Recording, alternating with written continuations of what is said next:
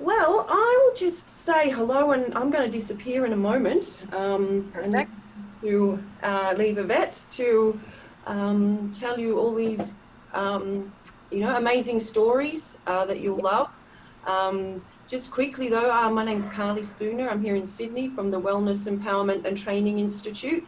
Here with Bruce Margetic, we founded this as a collaborative center of wellness practitioners and coaches. We also have trainers here. And now we're really getting into being a hub for national and international guest speakers and trainers. So it's not just what we teach and train here, but bringing and sharing, a lot of people's work. And the funny thing is, it was a number of years ago in a kinesiology class that a student of mine, Joe Oscar, he's on the call tonight. He brought Evette's book into my class years ago. I didn't have it myself. And he said, have you heard of Evette Rose? And he had Metaphysical Anatomy, and we were referring to that for the kinesiology sessions, because the way we worked was very big on awarenesses of what's going on, and not just doing some physical work on someone or energetic work. So a lot of the students started using that book, and then it was only last year, another student of mine, Mira, who I think will be on here if not very soon, she connected me to, Evette, who said maybe she was looking at coming to Australia. And Mira had been following Evette. She's like, I've followed Evette for years. I love her. And she actually told me about Evette looking to come to Australia. We got in touch, and now Evette will be here next month for the Metaphysical Anatomy Practitioner training. So if Joe hadn't bought that book in all those years ago, and Mira hadn't connected me on Facebook, and it was only because I knew Evette Rose because Joe bought the book in all those years ago. This has happened now, and we're having Evette doing the 5-day training here next month. But what we thought we would do is have a free live event. So you're not just watching a video, you're actually hearing from Evette right now what's going on.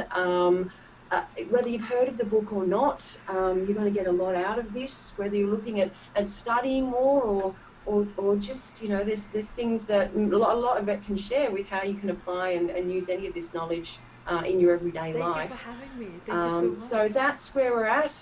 We thought we'd bring this to you here, and as we said, I think there's some time for some Q&A. So we've got that live interaction, which we're very excited about. So thanks, Evette, for being here. And I think if you can start anyway, people can still join, but I will come on at the end and have a chat and say goodbye. But I'll hand it over to you, Evette. Perfect, Kali, thank you so much. And hi everyone, as you have been so beautifully introduced to for me from Kali. Kali, thank you so much for the time and helping me to set this up. And I'm really happy to report to you live here from Los Angeles. And so, let's start with where everything started. Because one of the biggest questions that I'm asked is like, how did you get into this? Like, how did you come about writing Metaphysical Anatomy? Because everyone thinks that, that's where my journey started, is with a book. It actually started before. It started with me. Because my life was a complete mess. Of course, we all get into this industry because there's something in our lives that's just not working for us, right? And when you're in a place of pain or a place of discomfort, that is when you are called into action. But it's whether you take action or not that's going to determine your quality of the outcome of what's eventually going to happen when you stay in this place of pain, right? So meaning, are we going to move out of it, or are we going to continue to live to cope with it? So meaning, reaching out to coping strategies. We're going to, it's almost like that pain becomes your friend. And that's what happened to me. So instead of me actually digging in deep and actually going to find out the root causes behind that pain, instead what I did was I was looking everywhere for coping mechanisms. I was drinking excessively alcohol. I was smoking. My life was a mess. My relationships was a mess. And I was working, I was working so much that I didn't even have a life. I was chronically fatigued because of the constant high levels of stress and just always working, which means I also didn't really have a personal life. And one thing, as everything in life has a threshold, we have thresholds as well. We have psychological thresholds, we have emotional thresholds, and we have physical thresholds. And on all levels that I was aware of at the time, all of them just collapsed. My threshold just hit its limit, and I couldn't deal with the stress that I was trying to suppress anymore. And my ultimate reaction was in the form of suicide. That was where you just wake up that one day and you're like, this is it. You just know that you are on that crossroad, and it's either going to be left or it's right. There's no straight ahead or backward. There's no gray area in between. And I decided that I want to live, because one thing that changed my mind is that I saw that there's people around me that's happy. There's people who are genuinely happy. There's families out there that's feeling and expressing joy. There's people in my workspace sitting there around me, genuinely, truly happy, and you can hear it when they talk about their life, when they talk about their families, when they talk about hobbies, whatever it is that brings them joy. You can feel that genuine authenticness in that. And I was sitting there thinking one day before I went to work, and I just was lying in bed, I'm like, I want to figure this out. Because if they can feel it, if they can have it, then why can't I have it? But then it raised the big question, what are they doing that I'm not? And so the more I started just eavesdropping and started asking people questions, trying to not be too direct. I didn't quite want people to know the bad psychological state that I was in. I realized that people were actually at peace with their past. They were at peace with certain things that happened that, for example, for me would have been a catalyst in my life, right? So, and I'm thinking, okay, all right. So if there's something that I need to go address in my past, which I knew was there, I just didn't realize to the extent and the degree that it was affecting me, because the childhood stress that I thought I went through was just a normal lifestyle. Because when you are in a place of pain and you're born into that and you stay in that and you learn how to grow up in that, it becomes a lifestyle. It becomes basically normal, right? So first of all, I didn't recognize the unhealthy, where my limitations were within these circumstances, because they weren't any. I didn't learn to recognize where my thresholds are, where my self-worth is, where my boundaries are, what is acceptable for me to be treated and how I wanted to be treated, right? Because for me, back then, it wasn't even an option. So to introduce the thought and the idea and the concept of like, I have options, I have choices, I can decide where my limitations are and not have other people dictate that to me, that for me was mind-blowing. Coming from South Africa, where children in many other countries as well, back in the 80s, 70s, very suppressed, and even more back then, children should be heard and should be seen and not heard, right? I'm sure many of you can relate to that. And so this concept of what my life foundation was built on was dragging on with me, and I couldn't break through that barrier until, of course, my body started coming through with the pain and the ailments and the stress factors that I couldn't psychologically and physically cope anymore, came to that breaking point. And so I sat in front of Google and I'm thinking, I literally Googled this. This sounds funny, but I actually Googled this, how to be happy. And that's when I started seeing all these personal development courses, and I'm seeing crystals, and I'm seeing angels, and I'm like, I don't think I can do this. This is going against everything that I was born into. I was Christian. I wasn't practicing Christianity, but it was very much ingrained. If some of you who were raised religiously back in the days, that being psychic is, it's a sin. You can't do that. You're the devil's child. You're this. You're that. You'll be disowned by your family. And of course, that's the thing that we want the least. Because if we are abandoned by our family, even though we don't really have a good relationship with them, there is still that essence of feeling like you're going to lose your identity, right? So there is still an unconscious part of us that wants to be accepted, even though we know the place and the dynamic that we're seeking that acceptance from is toxic. We still need that, because it still brings you back to that genetic root connection that's there. So I realized that if I really want to have a change, I'm going to have to take the plunge. And you know what? I did. I took the plunge, and long story short, I started getting into modalities. I started playing with it. I started seeing improvements and changes in my life, and I'm like, oh my God, if this works for me, if I can start to feel better, I can start to feel that joy that always was like this distant picture that I would only see in other people, and fantasies that I would think of how I can be happy. Now I'm living it. That was a huge breakthrough for me. And so I started getting so passionate about it, and I wanted to start sharing it with people, start to show people like, hey, that place that you're in, that you're just in a temporary pit stop. That's not going to last forever, because ultimately in life nothing lasts forever. It's just a matter of us consciously deciding now when we're going to cut those cords. You know, when are we going to move past that point, that barrier of pain? Because it's hard to sometimes see beyond that place of pain, because when you're in a place of pain, that's all that you see, right? So it's about making that conscious decision of readjusting your filters and choosing to start to allow yourself to see a different way of life, to see a different way of reacting, to see a different way of feeling and experiencing relationship, your life, yourself, and including your relationship with yourself. So, and then I started actually getting into with clients and, you know, word of mouth, and everything started rolling out, and I started teaching events. And so as I started to teach events, this is now where Metaphysical Anatomy was born. This is now the exciting part as well. And as I was traveling, I started to notice that, you know, there's people from different countries, like people in India, or people in America, or people from South Africa or Australia, have all the same, you know, that shares the same ailment. But what was interesting was that they all collectively shared the same and very, like, 80% similar emotional trauma points. Right now also what's important to keep in mind here is that you might be wondering, well, why does one person have, you know, a similar childhood to someone that had cancer, but the other person that had similar trauma experiences didn't develop cancer? That depends on your genetic predisposition and threshold, the limitations of what your biological makeup can handle in terms of the stress from your environment, how high that threshold is.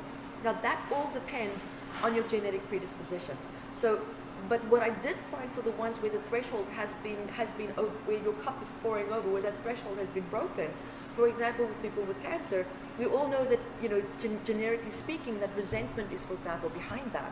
And I realized that, wow, you know, women with breast cancer, there's a lot of resentment there in terms directly related to, for example, your family. You know, normally, it depending also on the position where cancer, for example, is in the breast, it depends, you know, that will actually deliberately show you exactly, is the trauma with the husband, is the trauma with the child, is the trauma with the daughter, is the trauma with the son. That is how accurately you can pinpoint that in there. And so I thought, wow, you know, this is amazing. And I started documenting all this information. And so the more I was teaching, the more people started getting curious, like, wow, you know, how did you see that? How did you know that all this was in my body? Like, that was the hidden message. You don't know me. I didn't say anything to you. And I'm not a psychic, by the way. I'm more, you would call it a body whisperer, more like intuitive work. I wouldn't actually see myself as that, but you can almost be seen as a psychic, because the body can actually explain to you what is going on so accurately that it's almost psychically scary to right down to that sense, right? So what happened was people kept asking questions, you know, what is this, what is this, what is that? And out of frustration, I actually decided I'm going to compile all my notes together, and I'm going to write a book, so that every time when someone asks me a question, I can just hand them the book and say, here's the answer, right? Go for it, find it, see the root causes, see what relates to you, and then here is the technique that I developed, and then you can, you know, I can facilitate, I can help you and support you, and you can work through that.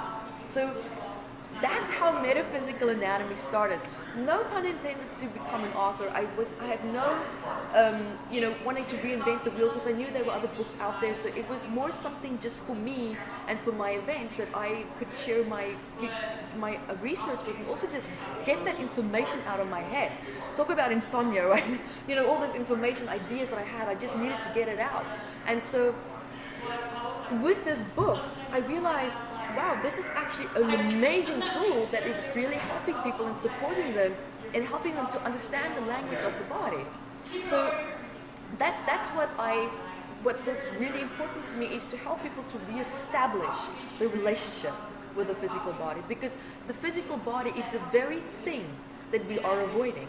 And we're avoiding it because it's causing us to feel pain, right? Of course, instinctively, if you touch something and it causes you pain, we avoid that. So if we feel the physical and the emotional pain within the body, we unconsciously try to avoid that. We either numb ourselves from it, or we distract ourselves with coping mechanisms, and, you know, whether it's substances or whether it's, you know, addictive behavior, to get away from this vessel that's causing us the pain. But what we fail to recognize in that moment, in that time frame of that pain, that the answer lies within that pain, right? The body is the answer. But now we have all these modalities that's taking you outside of the body, taking you up here and down here, and energy here and energy there. That's not where you're going to find it. It's right here, right? So it's all about bringing our awareness and shifting our consciousness back into the physical body, because the body is here to serve you. It is your body's sole purpose to make your life a grand success. It's here to help you to fulfill your goals and your dreams, and everything that you set your mind to, your body's here. It's ready to be used by you for you to achieve whatever it is that you want to create in your life, right? So now, what's important in metaphysical anatomy, what I designed with the book, and as I started going with the events, right? The book is a huge catalyst as well in the actual technique and everything that I'm doing. But the research is the research behind metaphysical anatomy. So the ailments and everything that I wrote about is more the symptom, like it's the last expression of information that I found. So it's more about looking deeper into the core foundation of that, and that is, you know, how the body stores trauma, how we react to it, and how it actually becomes stuck. Now, the thing with trauma and a lot of trauma work, I know I say trauma a lot, but MAT it's literally for stress. It can be for phobias, it can be for fears, it can be for trauma, it can be for physical pain, it can be for whatever it is that you want to use it. The technique is incredibly flexible.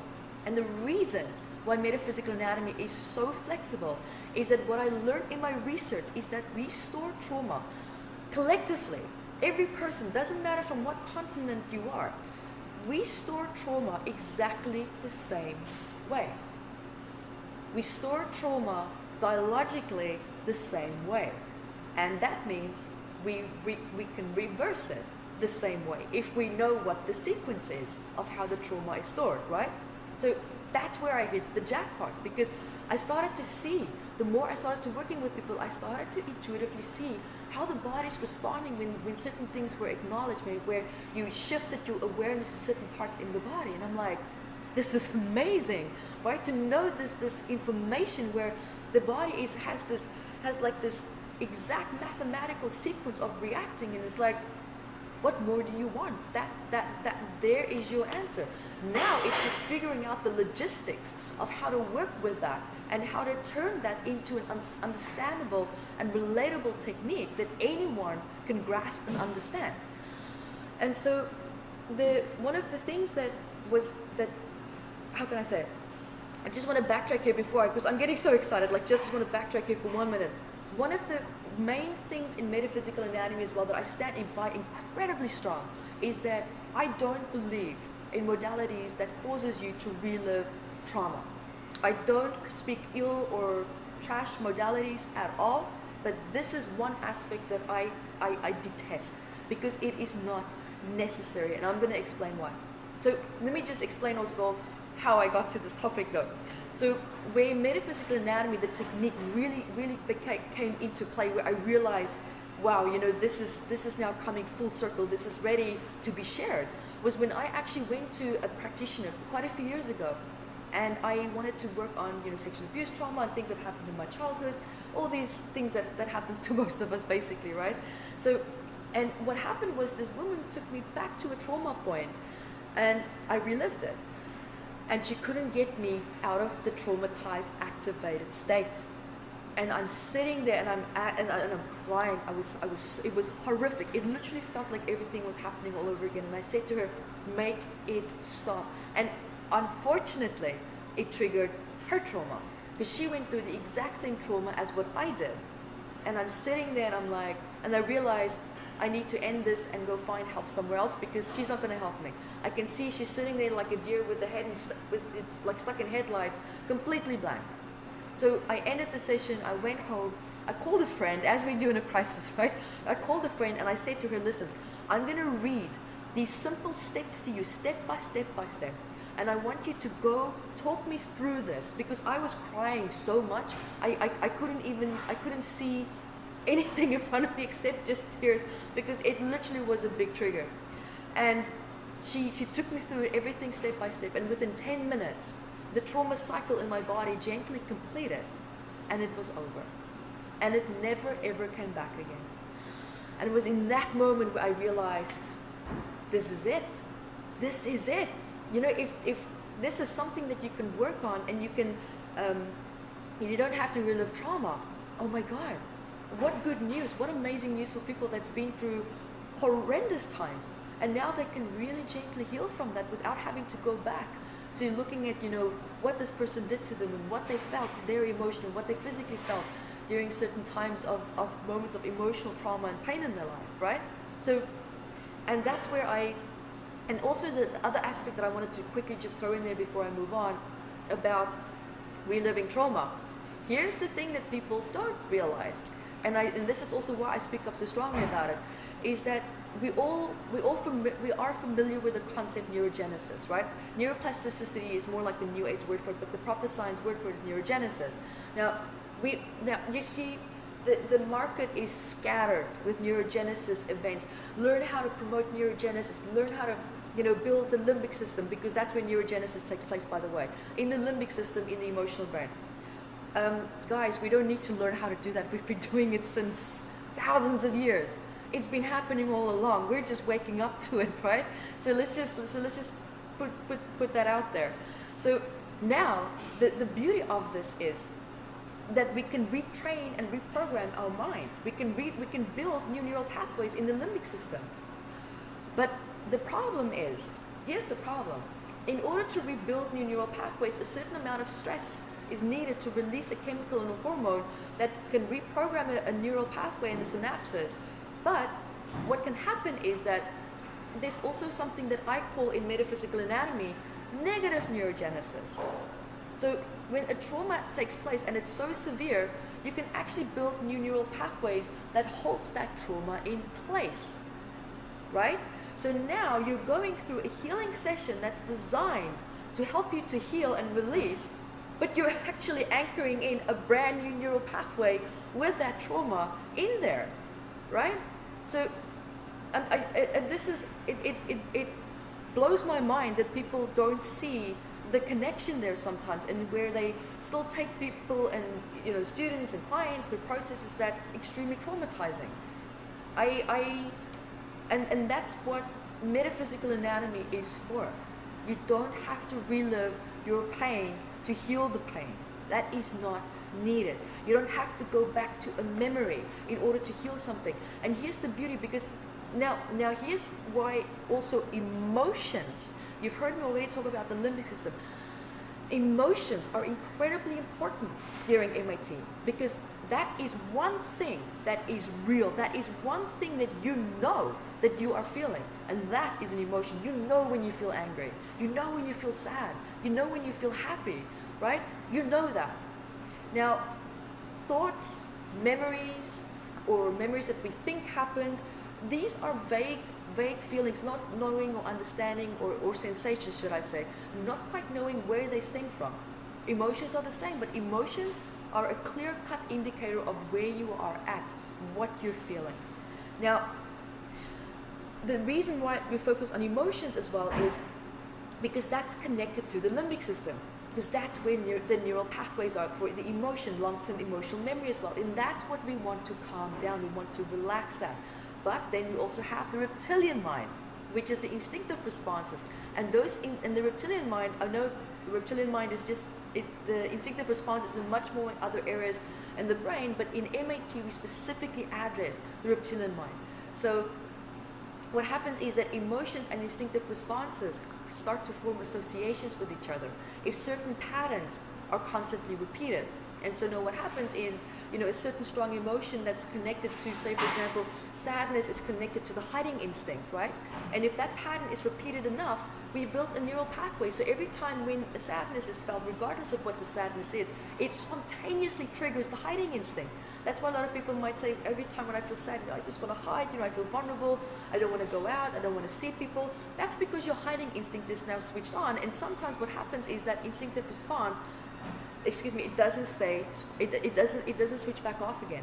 It's meant to switch back off But because of the trauma that's locking in place and locked into now a new neural pathway that's starting to develop, it stays on, right? So you're constantly in that state of wanting to hide, wanting social anxiety, right? Good example. Can some of you relate to that? That's just a small hint there already of what that could be relating to. And so now we have these things that we're trying to work on. We try to heal, different aspects of the body with energy and here and there, but we don't follow the sequence of how these emotions are stored, of how these instinctive responses are stored. We don't look at the master cell and the role that the master cell starts to play in that, as well as the ancestral predisposition. It sounds complicated, but let me tell you, it's not. It is easy. If you understand where, what, and how, it's easy peasy, right? So just to give you already a bit of a feel there for metaphysical anatomy. So let me just see here. I just want to get a feel for how are you guys, because I get so excited when I'm doing webinars and when I teach it. I can go on forever. So give me a chat bar. Let me know in the chat bar. Are you still here? Are you happy? Are you enjoying this? Give me a yay. Give me a nay. Give me a chat there. Carly, you can jump in there as well and let me know how you're doing. We got a yes. Loving it. Yes, all good. Enjoying. Very nice. Good job. Good job. And is there any questions so far before I move on to the next segments that I'm patiently holding here in my mind that I want to share with you?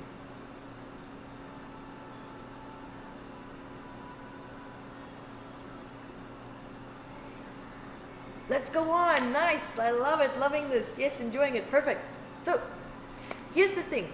The reason why trauma also gets stuck is because we as humans, we have a natural trauma cycles. We have a natural ability for releasing and letting go of trauma. So example, if you look at the springbok, for example, in South Africa, right? It's grazing and suddenly a lion sees it, and of course the lion's a predator, is going to want to eat the buck. So the lion is chasing the buck, and the buck gets away just by grace. It just escapes death. And the lion goes away, he loses the buck, and the buck runs away, and the buck stands still. And the buck starts to shake. It shakes for about just a minute or two, and then it's done. It has released the nervous energy that is running through the body. It's releasing that.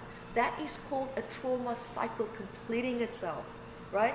So now the cycle completed, and the buck just grazes on like nothing happened. It still knows that a lion is dangerous, but it can relax now and enjoy its food and its environment and still be aware of these lions, but life can now gently move on.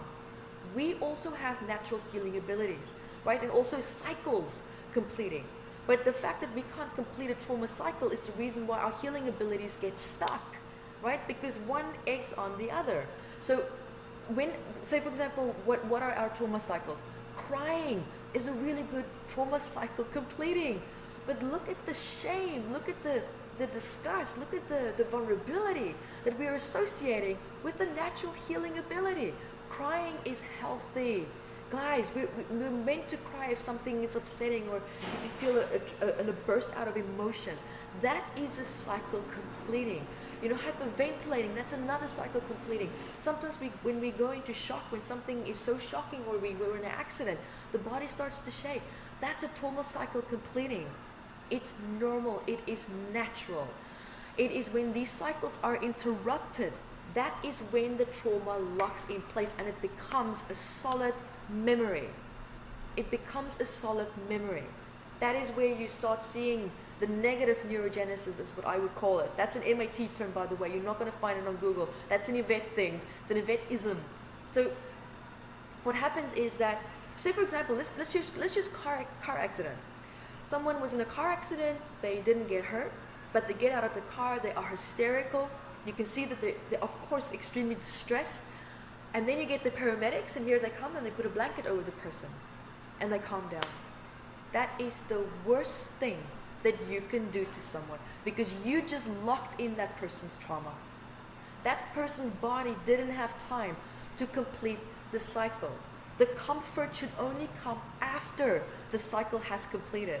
Because that person, if you give that person a blanket and you comfort them in that state of distress, it locks in the trauma, and it's going to be even harder to release that trauma.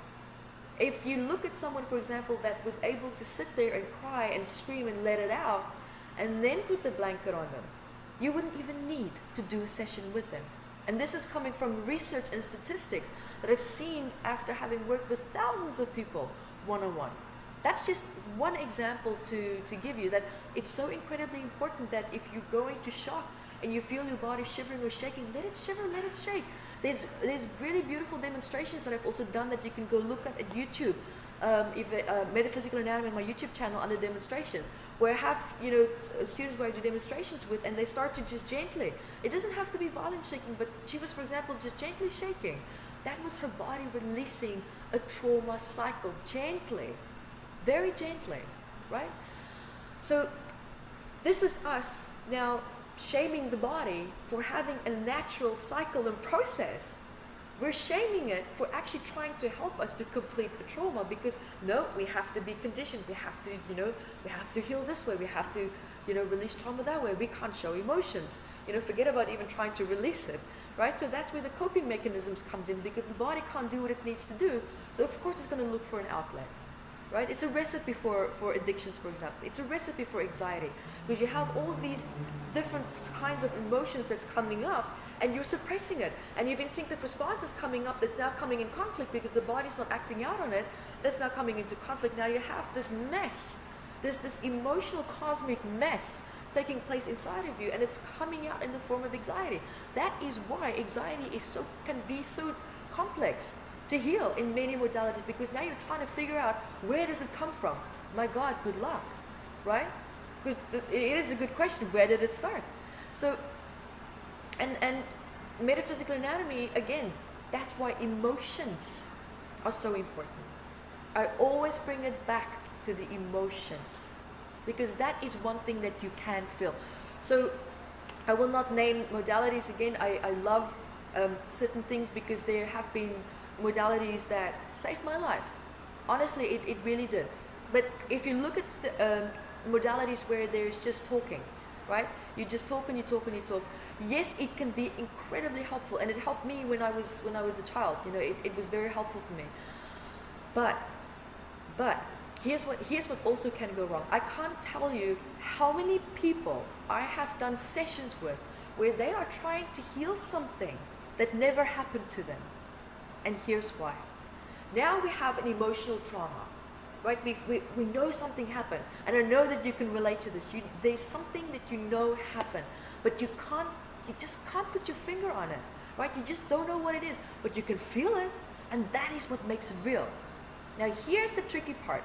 Is that your emotion, or is it an ancestral predisposition, mom, dad, grandma, dad, whoever? When I say ancestral, it means all above and below and everything else in between. Or is it their feelings? Which one is it, right? Number one. Number two, we associate a memory with an emotion because we think if oh my God, well, if that happened, then that's kind of how I would feel. Okay, well, maybe that is what happened then. Because in the presence of someone else who you're sitting there with, making suggestions, well, maybe this happened, what if that happened? That if someone reacting like you, that's normally what would have happened to them. And out of desperation of wanting to and needing to have an answer for how you feel, just so that you can go, God, thank God I have an answer for this pain. Because of course, guys, that's what we're looking for. We're looking for answers. But here's the thing. You want the right answer, right? Firstly, if you can't get the right answer, then let it go. But the beauty about MAT is that you can let it go, but you can still get down to the root cause of what that answer could be, but not needing to know what that answer is, meaning the cause of it. You don't need to know that, because ultimately we just want to be freed from how we feel, right? I'm all about shortcuts, but effective shortcuts. So what happens is that, in that state and place of vulnerability, we associate a suggestion or a possible memory with an emotion. And now we've created a scenario that happened that we're trying to heal, but it's not healing because it never happened. Or we're trying to heal something, but it's not yours. it's a predisposition from mom or dad. Now, I got you. Don't worry, I got you. We don't have, I could talk for hours, but in MIT, we show you easily how to navigate and how to work in between these things. How to know if it's mom, how to know if it's dad, or if it's grandma. And here's the good part. It gets better. You don't need to know if it's mom or dad. That's just for the people who's very analytical, because I know I can feel your heads. It's like, my God, but what this, what? I can feel it. I got you. All right? So MIT is designed to entertain you as well, if that's what you want. You can have that experience. For those of you who don't care, you just want to be freed from it, done. There's the technique. It's going to show you how to just do that. So that's the beauty of MIT. It's fast, it's effective. You don't have to relive the trauma. You don't need to remember what happened. You don't need to know what happened. And you don't need to know where it's necessarily coming from, but it's also designed to give you answers if that is what you're looking for, right? So, and also just to, a really cool aspect also about metaphysical anatomy is about ancestral trauma. Now, ancestral trauma there's different aspects of the ancestral trauma that we hold that can be stored everywhere in the body, but also in the spine. Because that's where we that's where we store ancestral values in conflict. So for example, when you look at people who have scoliosis, and I'm sure many of you here can relate to that. If I ask you who has scoliosis, some of you would probably go like, me, right? It's going to go ding, ding, ding, ding. Now, scoliosis, for example, is when there's a part of you that really wants to step into your values, really wants to step into your own belief system that you've designed and developed and created for yourself that's complementary to your personality and who you are. But now you have the aspect of your family that's going like, no, but we must be like this because this has been family conditions, but this is what we believe, and if you don't do this, then, this is going to be the consequences. So there's literally a split in the spine, right? So that's where the twist comes in. One of you wants to go this way, but there's a part of you that wants to go the other way. So there's a conflict in values, and we hold that in the spine. So you don't need to have scoliosis to have, for example, conflicts in values. It can be a mild neck pain, a mild back pain. But in most cases, that's exactly what it is. So give me still a yay, nay, say hey, how are you all doing? Are we still there? Are you still with me? Type in the chat bar. Come guys, it's 12 o'clock in the morning here for me, and I have more energy than you. Talk to me. Let me know how you're doing. Yes, nice. Very interesting. Nice. I love it. I love your interactions here, guys. I feel your energy. It's fantastic. Yeehaw! Nice. I love it. Good stuff. Keep going. Okay. All right. Great stuff about trauma. I know, right, Grant? It's really cool stuff. I love it. Grant, where are you from? I feel like I know you. Are you still there? Where are you from? Sydney. Huh. It's not Grant from Canada. I think you have an energetic twin there somewhere. Okay. Awesome. So ultimately what we want to do is we want to start to see the body as a vessel for answers and not as a vessel for pain. That's the first foremost important step to take in MIT, and you will easily go through that process of learning how to understand the language of your body, because now you already have volume 1. It's this massive encyclopedia cheat sheet. Okay, so if you still have resistance, I'm not saying that you have to talk to the body, knowing, understanding where everything is. Let the book support you, let the book help you. But ultimately, by the end of day 5 during this live event, you're going to easily be able to tap into your body and to learn and to understand what the messages are, what is it trying to say. Because the body doesn't speak English, as we all know, right? It has pain, it has discomfort, it has tweaks and quirks, and that's its way of trying to get your attention. Because we only pay attention when we're in a place of discomfort.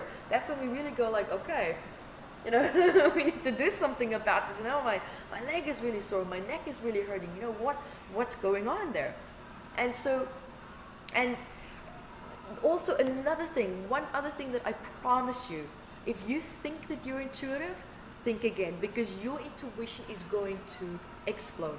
I'm going to teach you so many beautiful and brilliant ways of how you can tap into you should take my speakers courses because it's awesome.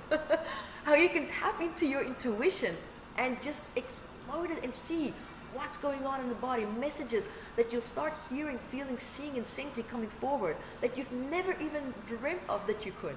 So, and I'm going to teach you so many different tools for your toolbox in MAT, that if one strategy doesn't work for you, no problem. There's another one. If that one doesn't work for you, no problem. Here's another one. Right? So ultimately, it's also about you finding which tool works for you, and so that you can create your own unique way of using MAT.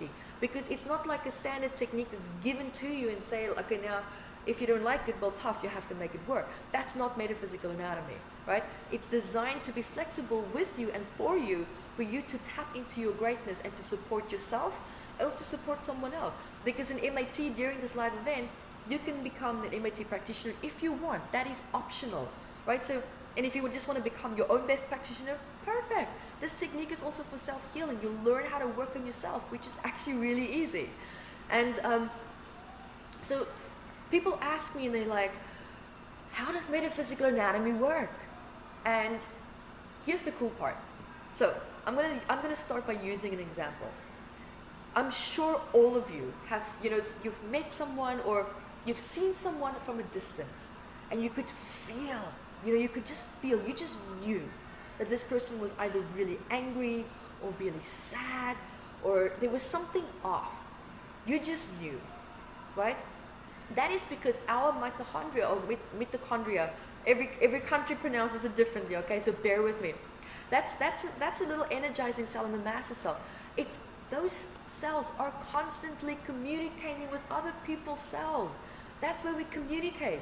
That's why you can sense if someone is off, when someone is happy, when someone is really, really angry. Now, the fact that you can sense it means that your cells are responding to that. Now imagine this. If that person was sitting there with an exact same amount of intention and focus on that anger, and imagine now turning that, flipping that around into feeling joy, feeling positivity, feeling and holding that intention for release and healing, and then you just looking at that person and sensing that. Imagine what's going to happen to your body. Your body's going to do what? Type in the chat bar there, what is your body going to do, guys? Come. I want to see that chat bar moving. It's standing still. Yes, Allison, it's going to respond. It's going to respond. Now, it's open up. Yes. Now imagine that you now have this structure. How the body stores trauma, how to release it. You have shortcuts to find secondary gains and hidden benefits within 60 seconds. 60 seconds. Instead of trying to figure out a whole hour session, what's the secondary gain? Why is this person not healing? No, we don't do that. We don't fluff around. There's one question that you ask the person, you get the answer for the secondary gain, you know what the block is, you deal with it, and then we get down to the deep stuff, we get down to the good stuff, right? So now imagine if you learn where I'm going to teach you really powerful ways where you can sharpen your focus and your intention, and knowing and understanding exactly where and how the body stores trauma and how to release that. And you hold that intention. What do you think is going to happen to that person standing in front of you? What do you think is going to happen to the student or the buddy in the class sitting in front of you who's your client? Tell me. In the chat bar, type in there, interact, let's go. What do you think is going to happen? Guys, come. Exactly. Yes, connect and change. It is going to respond because, yes, it's going to release as well. Because your body knows how to release this. It's blocked. Your cycles are so blocked. It's so rusted that the body is like, oh my God, I remember this. This is great. I see a presence in front of me that's reflecting how I need to, start the engine again. I got this. All right. And the body is going to start to respond. And the more you do MAT, you'll start to see after the second or third session, it's going to keep getting faster because the body's getting back into its own healing rhythm. It's getting back into its own healing rhythm. And that's the beauty about MAT. You as the facilitator, if you are a practitioner or if you're working with someone, you facilitate the session. It's effortless because the other person is responding. They are in charge of the whole healing process. You don't have to go into the body or peekaboo here or do this or do that. Nothing. Nada. That's the power of that. And that's the power of metaphysical anatomy, because one thing that I didn't want to do is, it was energetically draining for me to constantly feel like, I have to propel and push this person's healing journey. I'm like, oh my God, there's got to be an easier way. And I realized that's because I'm trying to control the session. That was my controlling issues coming into play. And I'm like, wait, what's going to happen if I take a step back and I just let the other person's body do what it needs to do, and I know what I need to do, which is my responsibility, of course, as the facilitator. And when I finally got out of the way, that's when the magic happened. And I'm sitting there, I'm like, oh my God, the answer has always been there all along, right in front of me, meaning in the body. The client's body was the answer. It's just a matter of knowing. It's almost like, imagine like walking into a building and that has these codes, and you just need to figure out what is that code to open up that door. And once you remember the code, you can come in and out as you please, right? It becomes easier and becomes effortless. So that is a big part of what metaphysical anatomy is all about. So metaphysical anatomy is for anyone, right? It is for absolutely anyone. You can be, one of my best practitioners is 18 years old. In Canada is one. I have one in Berlin. I have Germany. Because they have never done a modality before. Never done a modality. So they're not sitting there comparing one modality to another. Oh, but when I do that modality, and this is why we normally do it, but now we're doing it here like that. They actually don't have anything to get in the way. But the fact that they're so great at it means that it's actually that simple, right? It really is that simple. So, and if you're, for example, massage therapist, you can combine MIT with the body work. It's amazing with metaphysical anatomy because, it's that physical body movement. Kinesiologists love it. I mean, if you're a hypnotherapist, if you're a psychotherapist, reflexologist, metaphysical anatomy is also being used in universities as part of their curriculums, right? So it can fit into any aspect of your life. It's that flexible. I know it's a big book. The book's not flexible, but the technique is, right? So you can throw that in there in whatever way and aspect you want and need in your life, even if it is just for you. So it's all, and let me just see, well, what else? I feel like I'm missing one other thing. Is there any questions so far that we have, guys? Is there any questions? Because we're almost on top of the hour, and I also want to give you a chance to ask me questions. So let me know. Let me know. And so while you're typing there, also to share with you the value of metaphysical anatomy, for example, if you're a therapist, is one thing that MIT is notoriously known for is that it takes sessions that you, say for example, you have one topic, you have dealing with one trauma, and you do it 2, 3, 4, 5 sessions on it. Metaphysical anatomy is known for squashing that into 60 minutes. So that's definitely one thing that you will most definitely find with MIT is much shorter sessions, much more impactful and powerful. All right, so let's see. Someone asked here, is it possible to get it wrong? No. MIT is designed to be safe. It's a very safe technique. I'm not going to teach you something that you can use to harm yourself or others. Absolutely not. No. So the worst thing that can happen is nothing, right? Let's see, what else do we have here? How do you find the code? Hang on. How do you? Yow! You guys are typing fast. Hang on. How do you find the code to open up the door to the client's body? That's exactly what you're going to be learning in those 5 days. That's exactly what you're going to be learning in those 5 days. How did you develop your trauma healing sequence? Alison, that's a really good question. So what I did was I started intuitively noticing as I was helping clients just to heal this and heal that, and working on this emotion, that emotion. What I noticed was that certain key words of emotions being expressed, certain instinctive responses being expressed. And when I say instinctive responses, I mean physical way that the body is reacting, like, hiding, freezing, numbing. Numbness is a metaphysical anatomy technique, instinctive response, by the way, including surrender. You will not find that in Google or established forms. Here in metaphysical anatomy, we really go deep because they are, I feel personally, instinctive responses that's crucial to know and understand because we need to address it. but we don't understand it, so we're not addressing it. So it's almost like, you know, the healing is not being done properly because we're leaving gaps out. Now, what also happens is with different modalities is that they nitpick in the body. We heal a little bit here, we heal a little bit here, now we're outside, now we're back inside, and it's not according to the structure that the physical body is used to. So what's going to happen? You're going to go into a healing crisis, right? Or the issue comes back, right? So you just get a temporary relief from that. So what I noticed was intuitively realizing and seeing, well, hang on, the limbic system's releasing now, this is releasing now, that's releasing now. Now we're here, like, and every single time it's the same sequence and order. For pain, for example, when you work with physical pain, there's one sequence in the order that's just 2 steps different. But other than that, it's exactly the same as an emotional healing. So and by observing that and seeing the consistency of that, for example, with someone in Hong Kong, someone in South America, someone in the UK, it's all the same, right? So, and documenting that and realizing that that was the body actually showing me, hey, here's my structure. Let's work with this, all right? Let's start playing with it. And I started getting really good results. So that's how we got the sequence and the structure of that. Very good question, very good question.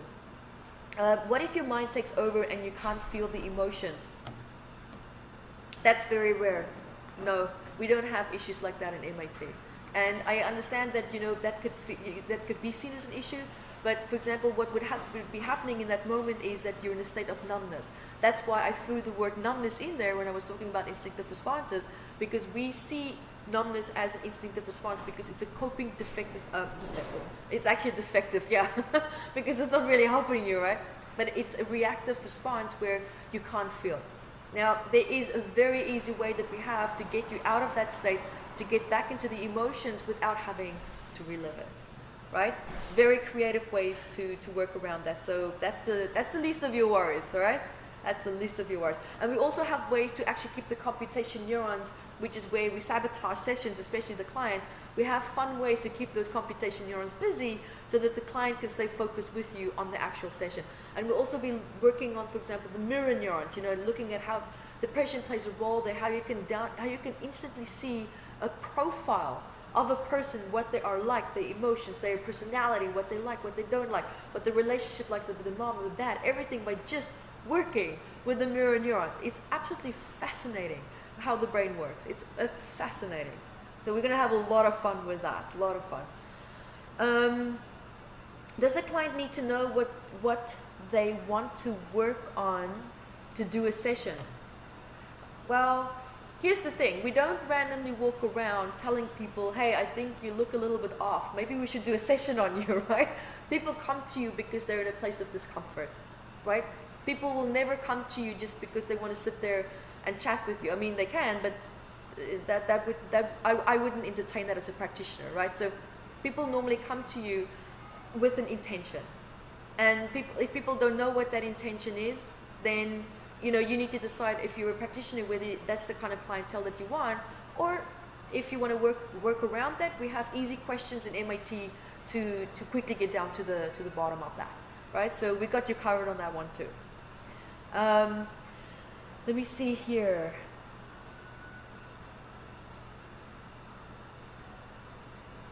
Okay, good. So we still have some time here for Q&A. That's good. Okay. So another question here is, what is emotion defined in MIT? I meant, what is the difference between symptoms of emotions and actual emotions? Now, symptoms of emotions is what I would call self-sabotage, you know, secondary gains, and coping mechanisms. All these are ripple effects of unresolved emotions, right? Emotion is something that you feel in the moment. That is something that you can identify. Like you can feel, for example, panic. You feel sadness, you feel joy, you feel angry, you feel, you know, there's something that you can identify, even if it's just anxiety, because that's, as we know, now is a mesh of emotions, right? But even that in itself is already you being able to name that. So that's what would be the difference between those two as well. Because symptoms is more now neural pathways that's being built around coping with an issue. Emotions for me flares up in the limbic system, it goes down into the heart, and that's where we also feel it, because we feel it in these two places. Whereas with instinctive responses, we also feel that it starts in the mind, goes down into the heart, and then its last expression is in the gut. That's why we sometimes say, gosh, I really want to do this, but I don't know if I shouldn't I? That's when the emotion and instinctive response is in conflict in the actual heart area, because the neurotransmitters, the nervous system goes down right into the gut for the instinctive responses as well.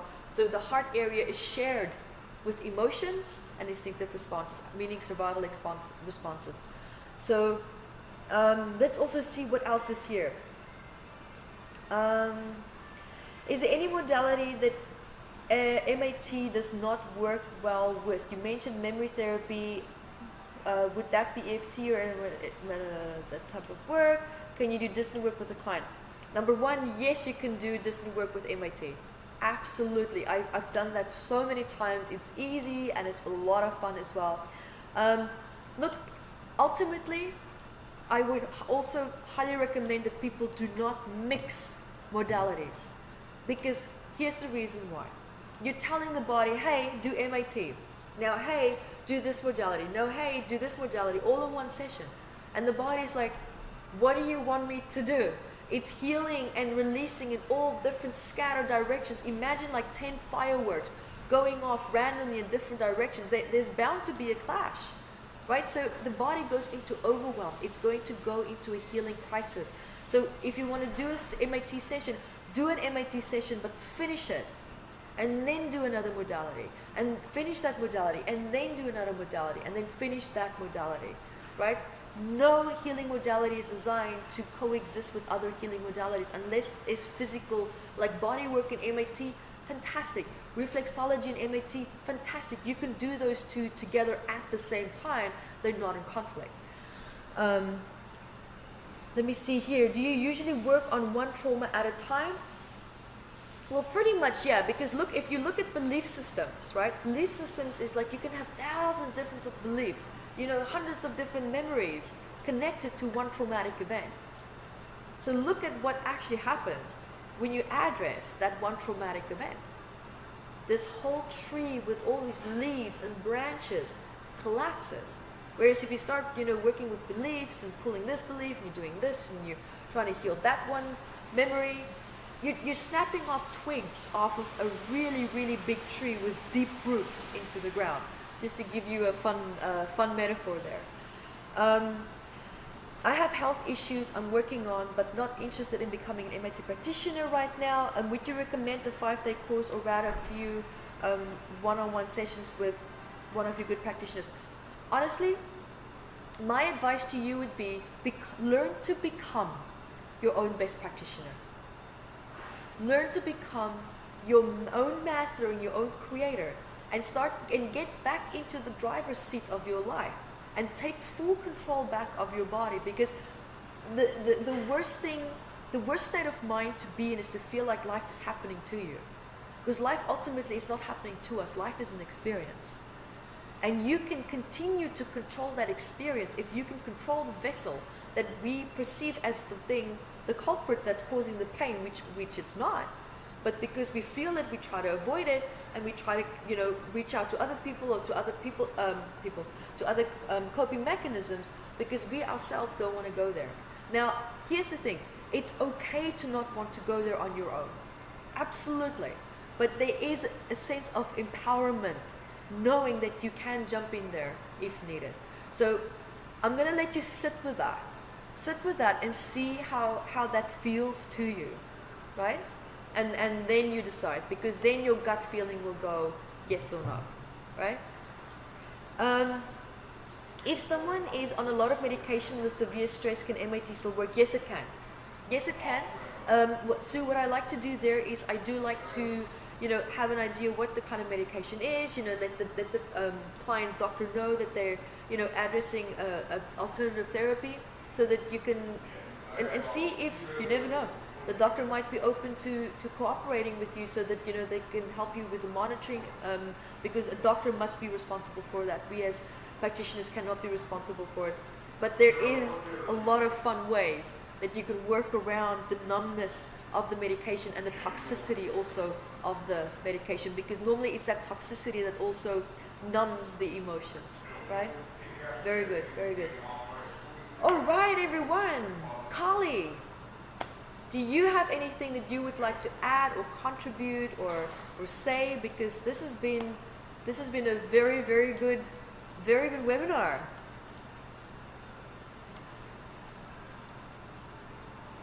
You are back. Yes. Grant, thank you for staying up late. I got you, Grant. It's 12:36 a.m. here. I got you. I'm so energized right now. I don't think I'm going to sleep tonight. I'm so excited. Well, of course, thank you very much, Evette. I'm sure everyone had an awesome time, and there were a lot that wanted to see the replay that couldn't make it, that did. So I think what did you say earlier, that you might actually give everyone access to it? Is that correct? Yes, absolutely, of course. Yeah. So everyone here will send you. Is that correct, Evette? You'll send them the link to the replay if you want to watch that again, listen to that again. And I'll share it with you guys as well. Yeah, I mean, we'll just spread it out to everyone that missed it. Absolutely, of course. Yeah. There's a question I've just noticed about payment. So do you want to answer that, or ask if you want to organize? That's something we can talk about. Yes, Kali is going to be your go-to person there. So message Kali, and we will connect with you on that. Absolutely. Yeah. We can make anything work. So that's what we like to do here. So get in touch. Because we're flexible. Well, yay. I was going to say, yes, there are a few spots for Evette's training here in Sydney. It'll fill, so letting you know there are some left. London's already sold out. In Berlin is almost sold out. It's going fast. It's going fast. Through 3 weeks, 3 to 4 weeks, I think. I know. That came up quick. So that is in Sydney. If you're in Sydney, or if you come to Sydney and have a holiday and do it, it's beautiful. It's still, right? Lovely weather. A really nice venue here at We Institute, so you'll love it here too. But yeah, that's what I was going to say. There are some seats, but it will fill out, and it's from the 9th to the 13th, if that's what you're asking. March. It's a Saturday, Sunday, Monday, Tuesday, Wednesday, Saturday to a Wednesday. 9th to the 13th. So that's what I wanted to say then. And yes, you've got our contact details, guys. When you registered and when we sent you the link, so get in touch, and we'll help you with whatever you need. So exactly. Thanks again, Evette. Thank you so much. Thank you. So is that a wrap? It is. Yes. Thanks for sharing Valentine's evening. I know you've got it coming up. Thank you so much, everyone, for having me. Thank you so much. And Kali, thank you for hosting this. Thank you for bringing us all together here, because you're the networker here, and that's beautiful, because it's bringing people and different bodies and minds together, and that's where magic happens, because that's where we learn, right? That's when new things are birthed and created, because it's through curiosity that we continue to learn, because if we stop being curious, that is when we cease to evolve. So stay curious, guys. Stay curious. Thank you, everyone. Bye.